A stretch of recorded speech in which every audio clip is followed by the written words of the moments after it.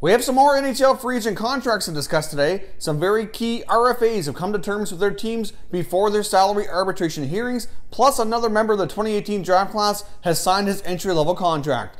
We'll discuss all that coming up next.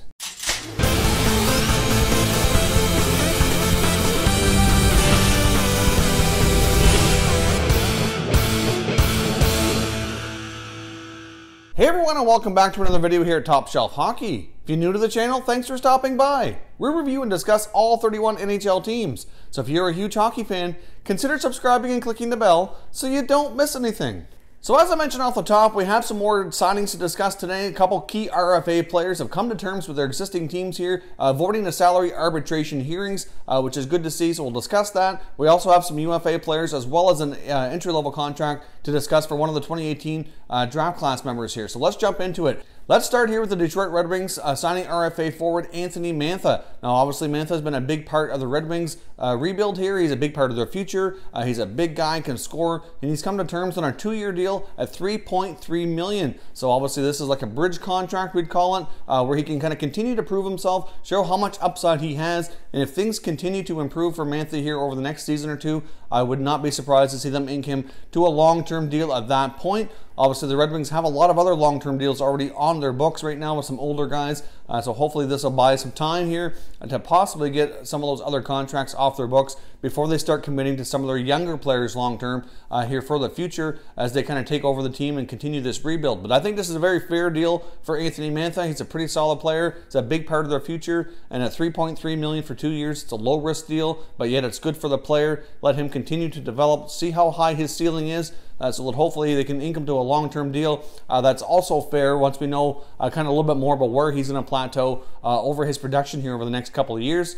Especially if you're a Wings fan here, I'd like to hear from you down below in the comments. Let me know your thoughts on this Mantha contract signing. It avoids arbitration, gets the deal done. I think it's a very fair bridge deal for the player and the team both. Now, jumping over to the Winnipeg Jets, they've signed their all-star goaltender, Connor Hellebuyck. Now, obviously, as we know, Hellebuyck had a tremendous year. Hellebuyck ended up being one of the finalists here for the Vezina Trophy. A real breakout year, taking over the #1 job. The beginning of the year, it was kind of looked upon that Steve Mason might be the guy that they brought in as a free agent. Hellebuyck might assume the role of backup. It was really unclear going forward. I know the Jets kind of brought Mason in as reassurance here, as they weren't sure if Hellebuyck was the guy or not, or if he needed more time to develop, but he really took over the net this year and really brought them a long ways in the playoffs. He was a big reason why they went so far. The Jets have a good young core here, locked up to some very reasonable contracts. The details of the Hellebuyck contracts, a 6-year deal worth $37 million, giving him an annual cap value of $6.16 million. Considering where the other top goaltenders that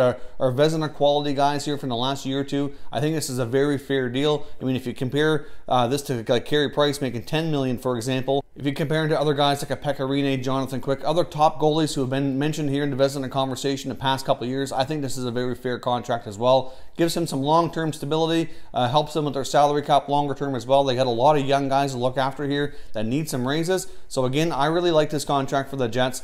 Should give them a long-term stability in the net, and I think it's a very fair deal based on his play this past year. Before we jump into these last couple signings here and wrap up the video, I just want to take a quick second here to let you know that I'm going to be appearing on another channel, and I'd highly recommend you check out the video and consider subscribing to the channel. The channel's name is Audie James. Audie covers hockey like I do. He talks a lot about memorabilia though. If you're interested to learn how you can get a lot of your memorabilia, like your cards and your jerseys and your hats and things like that, signed by a lot of current and former NHL players, or if you like to watch videos on that type of content, he does discuss other regular NHL news like I do here as well. So it does kind of a mix, but he kind of specializes in memorabilia. This video features myself as well as a couple other NHL hockey YouTubers here that you're likely familiar with, where he asked us to do a segment to feature our favorite piece of hockey memorabilia.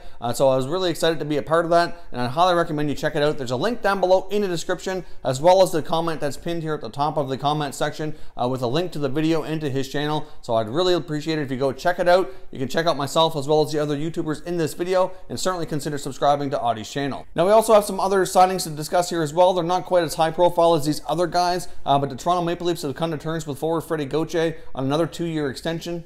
Freddie Gauthier's annual value here is $675,000. As we know, Gauthier's been going back and forth, a little bit of time in Toronto, a lot of time with the Marlies. This is likely going to be his last chance to really prove himself to be an NHL player. My guess is by the time this 2 years is up, if he has not an established NHL like consistent player by that point in time. Very well might be the end of the road for him. He's been around for a while now, and it really hasn't developed. Now with Toronto being such a strong team and having such a deep group of forwards, it's going to be tough for him to crack that lineup and get much playing time. So wouldn't be surprised, you know, potentially if they seek a trade for him at some point here. I mean, it might not be bad for him at least. Especially if he can continue to play well at the American Hockey League level, take advantage when he does get a shot in Toronto, then maybe he'll grab the attention of another team and probably have to move on to get a better shot. But depending on how things go and if that opportunity doesn't come elsewhere, then at the end of this contract, we very well may see him. He'll either become a career minor leaguer or potentially go over and play in Europe. Hard to say, but I know Freddie Gauthier has had a hard time cracking the Leafs here to stay as a regular NHL player. So we'll see how this goes, but it's certainly a very low-risk signing that can allow him to continue to develop here. The Carolina Hurricanes have also signed center Greg Mccain to a one-year deal worth $715,000. McCain played last year with the Pittsburgh Penguins. At the beginning of the year, they tried him as an experiment to be their fourth-line center. That didn't really work out. He ended up spending a good chunk of the year in the minors, obviously after they acquired Riley Sheehan especially. So obviously that McCain experiment in Pittsburgh didn't last long, but the Canes gave him an opportunity here. A one-year deal, $715,000, so we'll see if he can make the best of this. He will have more of an opportunity to make the roster in Carolina. No guarantees, though, that he makes the roster. Obviously, they do have a lot of good young prospects they're going to want to move into their lineup this season. So we'll see what McCain can do here in Carolina and see if he has a shot here at sticking to be an NHLer. Obviously, some of these contracts that we're seeing now in free agency are guys that are kind of hanging on to their NHL careers and still trying to prove themselves at a little bit of an older age. So it gets a little bit more difficult to do as these teams end up with more prospects that are younger and faster coming up, passing them on the depth chart here. But we'll see what McCain can do and if he can make the best of it here in Carolina. At least it's a good fit where he should get more of an opportunity to see if he can stick in the NHL.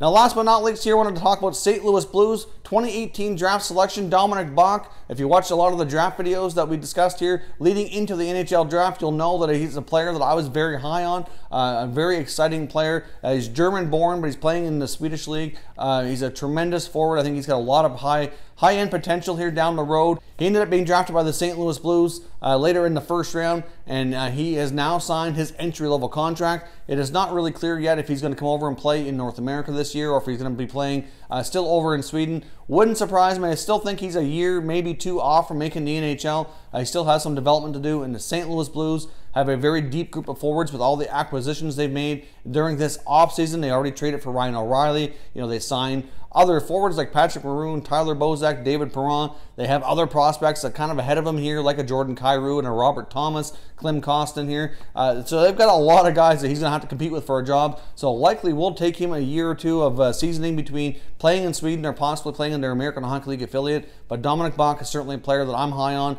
and I think that he has a great future here to be a regular NHLer and with some upside on the offensive side. So time will tell, but that's a good signing there by the Blues as well. If you're new to the channel, hope you consider subscribing. We cover all 31 NHL teams. There's plenty of content here for all hockey fans to enjoy. So if you're new, hit that subscribe button. If you like this video, make sure you hit the like button as well. I'd appreciate it if you did.